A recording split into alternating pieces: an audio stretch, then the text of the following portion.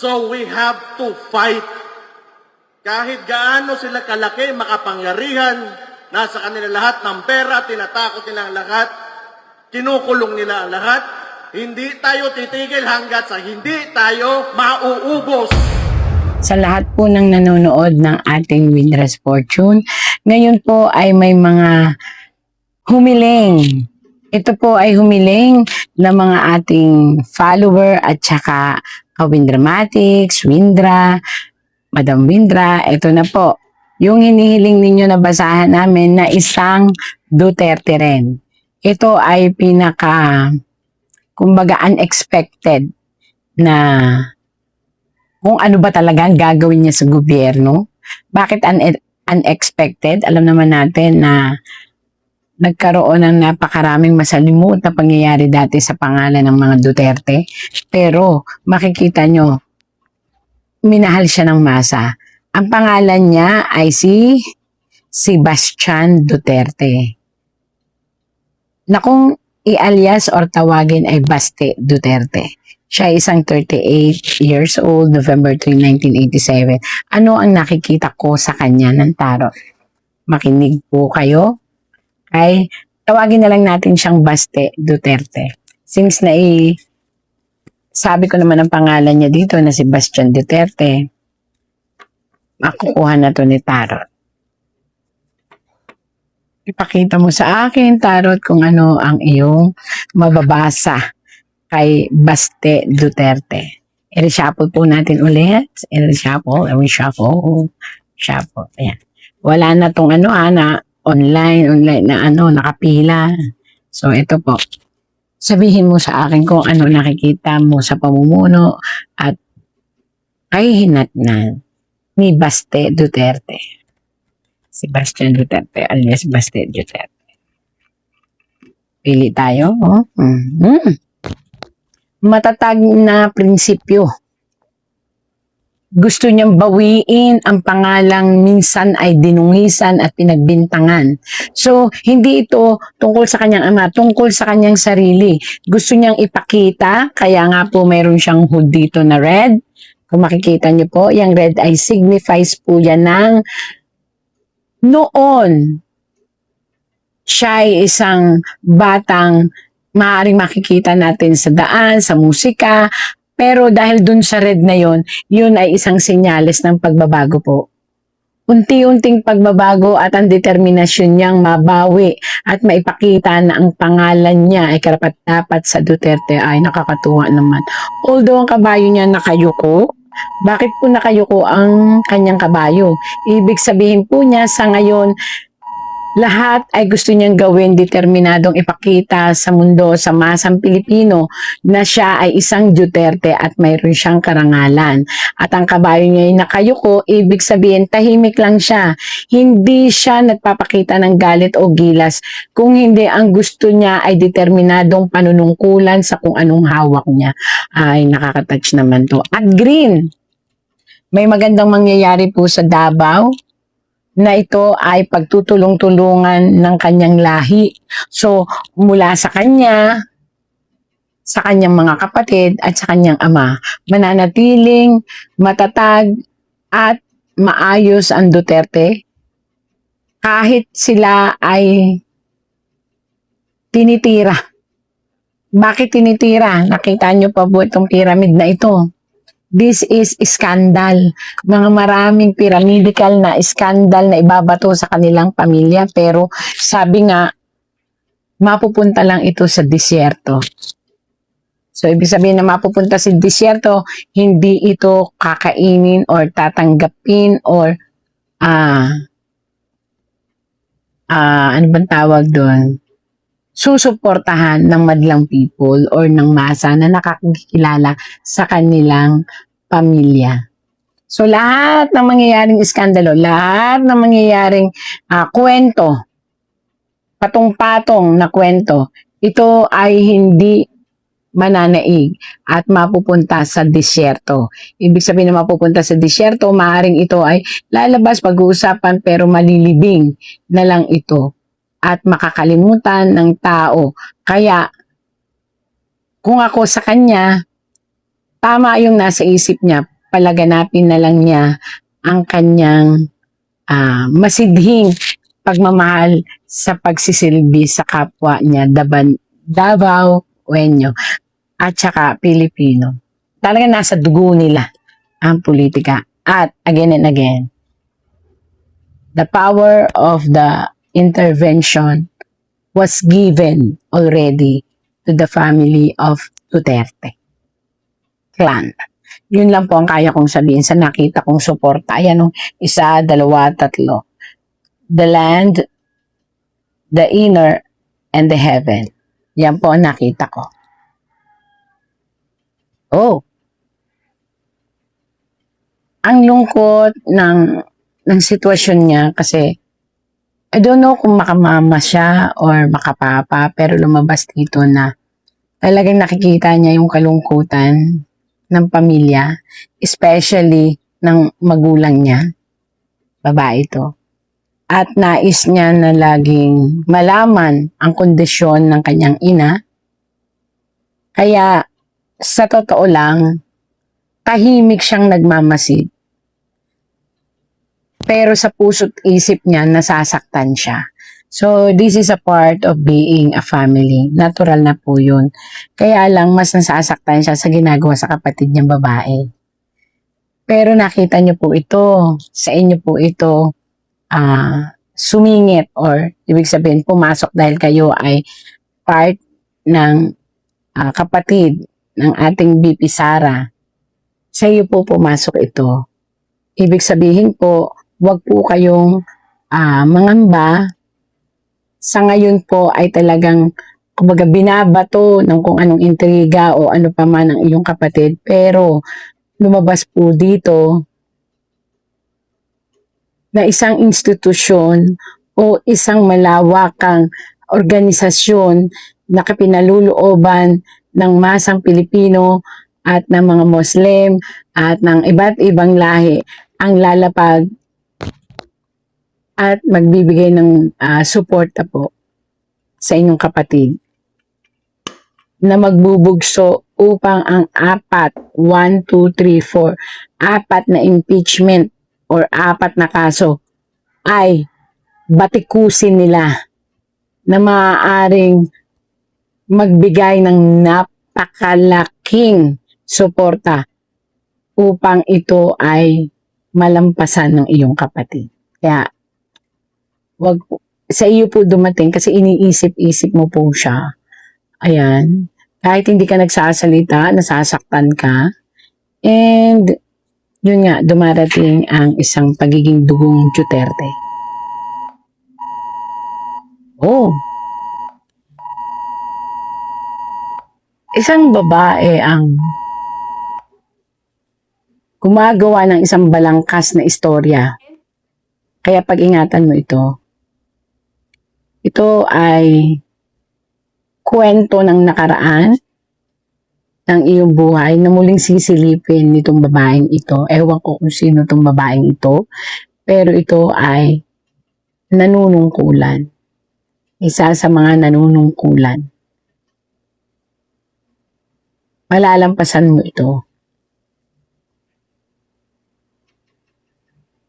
At kailangan mong maging matatag kasi isang araw sa inyo pa rin magmumula ang isang manunungkulan. Paulit-ulit na babalik lang kayo sa politika. Paulit-ulit lang na patutunayan nyo na mahal kayo ng masang Pilipino. At paulit-ulit may uupo bilang presidente sa inyong pamilya. Huwag lang po kayong susuko sa intriga. At sa lahat na ibinabato sa inyo na malalampasan naman ninyo.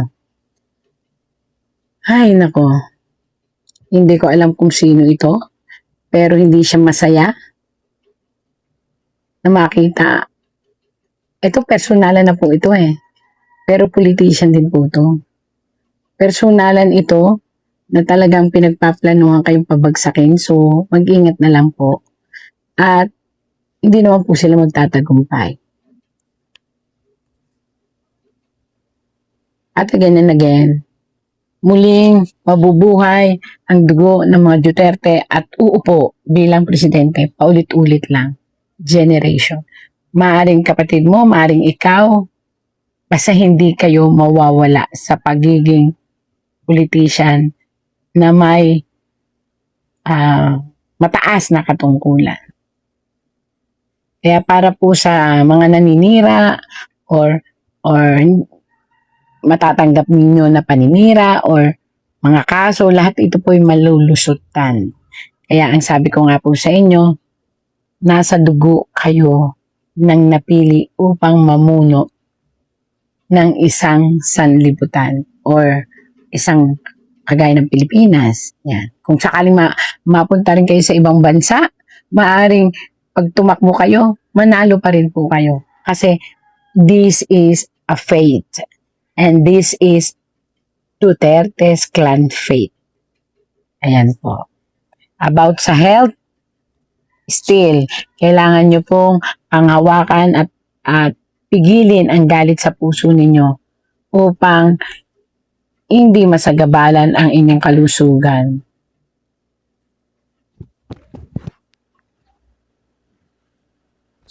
Laban lang po. Yun lang po ang sabi sa inyo ng tarot. Lahat ay kailangan ilaban dahil paglilinis po ito. Paglilinis ito para kumbaga parang dahil sa inyo, dahil sa pamilyang Duterte, dahil sa inyong ama, at dahil sa inyong magkakapatid, malilinis ang gobyerno dahil may mga suporta sa inyo at may mga tutulong sa inyo na gusto nang kumawala sa lahat ng negatibong naranasan sa mga nakaraang korupsyon. Kaya parang kayo, sacrificing lamb na at the end, tao ang magsasalba sa inyo. So, ganun po yun. Sa ngayon po, yun po nakikita ng tarot sa inyo. So, panindigan nyo lang po ang pagiging mahinahon at pag-isipan ang bawat galaw sapagkat ang nakatuon po sa inyo ang mata ng masa kung ano magiging reaksyon nyo. At tama po kayo. Isang araw, isang kalayaan ang matatanggap at ang buong mamamayan o inang bayan ay tatanggapin kayo ng maluwag mula sa kapatid, muli sa ama, at muli sa kapatid. Yun po ang sabi ng tarot. Kaya sa ngayon dinaranas po ninyo, ang sabi po ng tarot, let it be. Let the universe decide. Because the universe will give the right gift of leadership to the clan of Duterte family.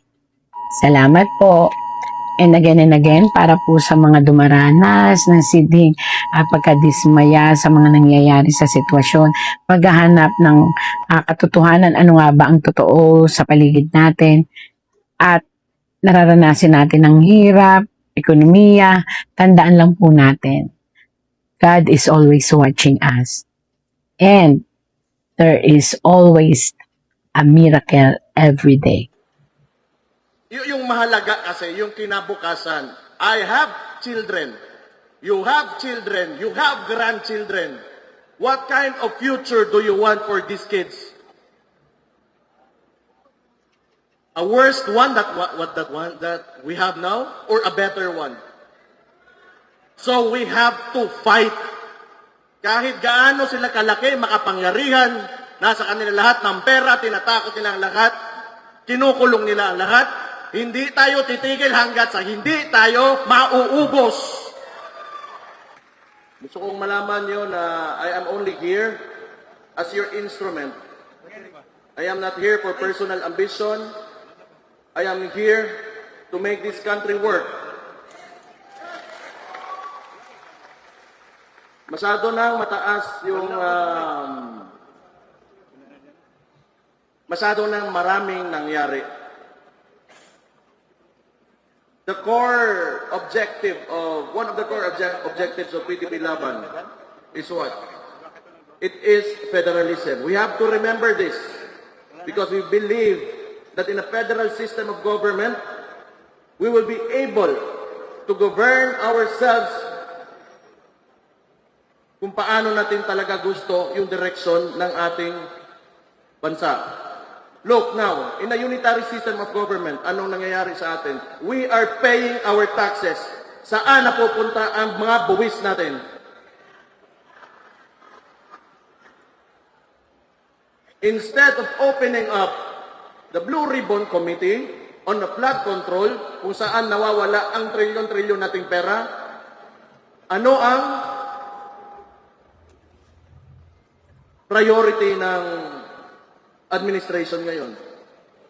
Yung impeachment ng Vice President. Because we all know, pag hindi nila matatanggal ang Vice President ngayon, hindi sila makalagay ng presidente nila on the 2028 elections because he is a great threat sa presidency this 2028. Now, I go back. Tingnan nyo, the unitary system of government, presidential one.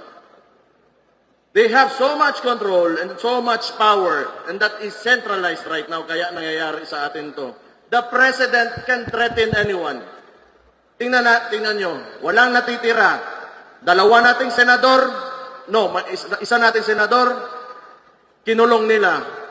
Our guest candidate during the midterm elections, Rodante Marcoleta, just because he wants to open the Blue Ribbon Committee on Flood Control, anong ginawa sa kanya?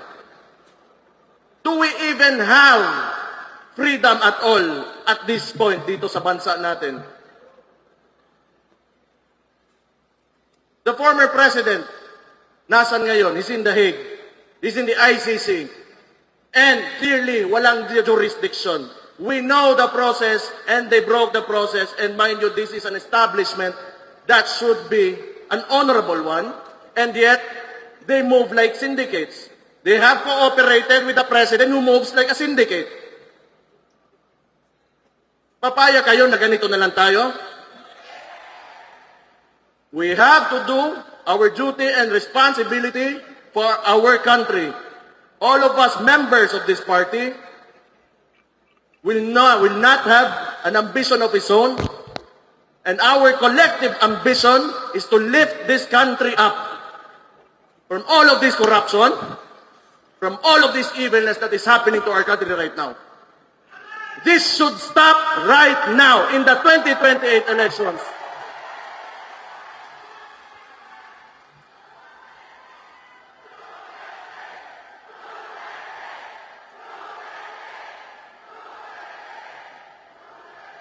Tama na. Okay na to. Yung mahalaga kasi, yung kinabukasan. I have children. You have children. You have grandchildren. What kind of future do you want for these kids? A worse one that we have now, or a better one? So we have to fight. Kahit gaano sila kalaki, makapangyarihan, nasa kanila lahat ng pera, tinatakot nila ang lahat, kinukulong nila ang lahat, hindi tayo titigil hanggat sa hindi tayo mauubos. Pero mauna muna kayo ha, ako na last kulong.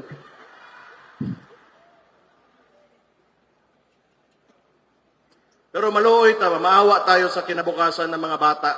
Yan talaga ang... At yung pera, sinasayang. Sinasayang, it is estimated that we have lost up to 1 trillion in corruption already. And look at our environment, look at the people. People are still suffering, people are still hungry and very dissatisfied with this government.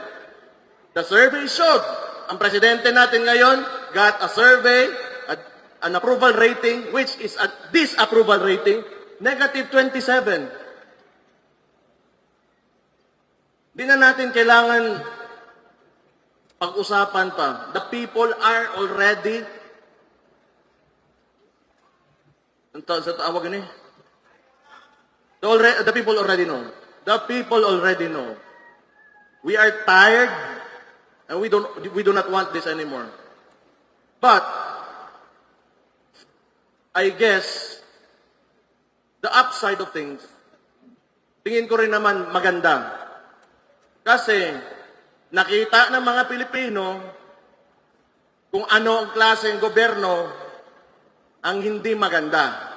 They have contrast to what former President Rodrigo Duterte did to this country when he was president. And he made this country great. He made us Filipinos proud of our country. So which is good contrast. Ngayon, pag upo ni Bangag, ano nangyari? That is why people are very dissatisfied because nakikita natin ang difference, ang diferensya ng noon at ngayon. I think marami pa tayo on the agenda. But gusto ko lang ulitin, I am here for you as your instrument, as your leader of this party. Kung anong gusto nyo ang direksyon na susundin natin, I will listen to you. Kung tingin nyo ano ikakabuti para sa ating partido, ikakabuti ng ating bansa, ikakabuti sa atin, ng mga sarili natin at sa mga pamilya natin, I will listen to you. This should be a collective effort. Lahat tayo magkaisa. I really value unity. Kailangan natin magkaisa. Kung may problema, may kailangan kayong ipaabot sa akin as president of this party, let me know. Then my ears are open and they're ready and I am very willing to listen to you. All the members, galing sa pinakababa hanggang sa akin sa pinakataas. Thank you so much for your trust again and confidence in me. Maraming salamat. Mabuhay kayo. And soon, kita-kita tayo. Wag lang kayo talagang tumigil. Keep on pushing. We are getting there and we are winning. Congratulations. Mr. Matibag, go back to law school. Attorney Sal, sa hearing kanina, sinabi po ni NBI Director Melvin Matibag na consummated na may tuturing na raw yung banta kasi may personal na pag-amin ang Vice Presidente. Anong masasabi mo doon, sir? Anong inamin niya? Na may hinayro siyang kikitil kung may mangyari man sa kanyang masama. O even assuming na inamin niya, bakit? Kailan pa ba naging crime yung pagplano ng murder na hindi mo naman isinagawa? Mr. Matibag, go back to law school. Opo, binanggit niya rin, sir, na... Let me amplify that. Yo po. Under the law, there are only 4 kinds of conspiracy to commit a crime. Na crime. Kasi pag nagsabwatan lang ako kayo, nagplano kayo na pumatay, mag-rape, magnakaw, hindi yung crime yun hanggat walang overt act. Ang crime lang yung sinasabi na magpaplano ka palang criminal, insurrection, sedition, rebellion, kudita.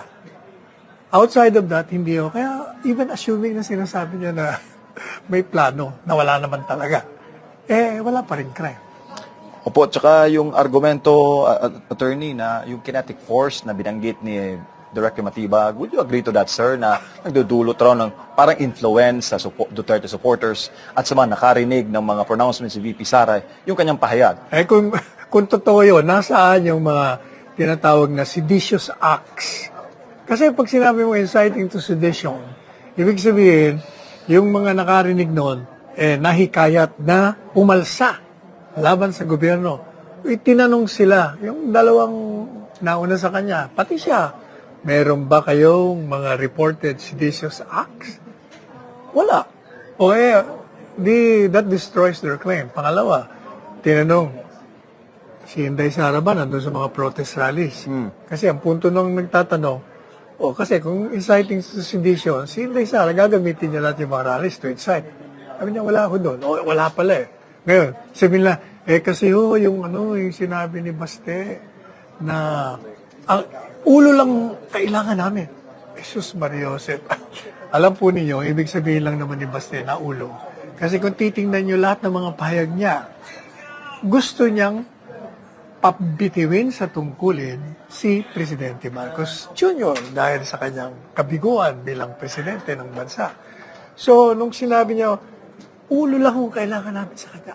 Yan ang kailangan ko. Ibig sabihin, yung resignation niya, wala akong kilalaman yun doon sa sinasabi naman ni Inday Sara na ini-imagine ko, no, putuli ko. Yun, no, sinabi lang ni Inday Sara, no, parang kung baga, ilabas niya yung inis niya. Kasi nga,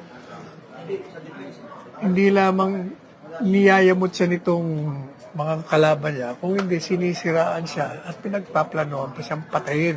Pero tandaan niyo ang sinabi ko, kahit na isipin niyo ang pinaka heinous na tinatawag na krimen, kung iniisip niyo lang ho, kayang iniisip mong putulan, hindi po krimen yun. Yun ay a demonstration of dislike. Ayaw mo sa tao, yun lang yun eh. Kayo, maniwala kayo. Dahil ako, nangyari na rin sa akin, pag meron kong kausan na nabubuisit ako, hindi lang ko iniisip ko na puputulin ko ulo. Sabi ko, putulin ko kaya ulo mo o kaya yung iyo. Ganun lang yun. Wala yun. Doesn't mean anything. So, parang dala lang ng bugso ng damdamin. Hindi, sa inis. Sa inis. Sa inis. Pero hindi banta yun.